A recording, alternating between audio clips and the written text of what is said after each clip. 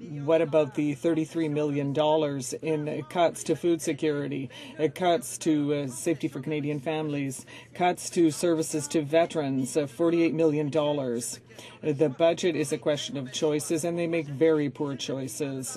Why are they investing tens of millions of dollars in prisons and fighter aircraft instead of investing in essential services for Canadian families?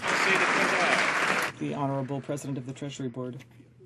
Mr. Speaker, our priority goes to jobs, the economy. Growth in a low-tax jurisdiction, Mr. Speaker, and we're working hard to reduce wasteful spending, inefficient spending across this government. We want to pay down debt. We want to make sure that our efforts are focused on excellent government services for Canadians across the country, as well as a plan that will be continued in the next budget to make sure that we have more jobs and more growth for our economy. Honourable Member for Burnaby, Westminster.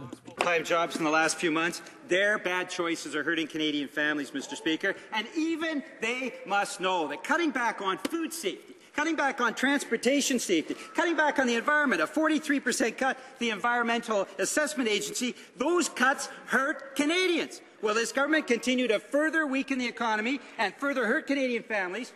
Or will they finally listen to this side of the House, the OECD, to Moody, to Fitch, to the IMF, and many others, and refrain from cuts that could drive Canada back into recession and will hurt Canadian families? Hear, hear. The Honourable President of the Treasury Board.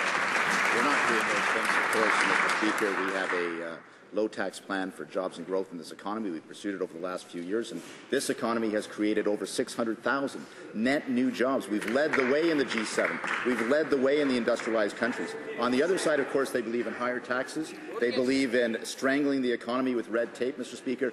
We believe in the economy. We believe in Canadians it being unleashed to create more jobs and opportunity. That's our goal. Unfortunately, it's not the goal of the opposition. The Honourable Member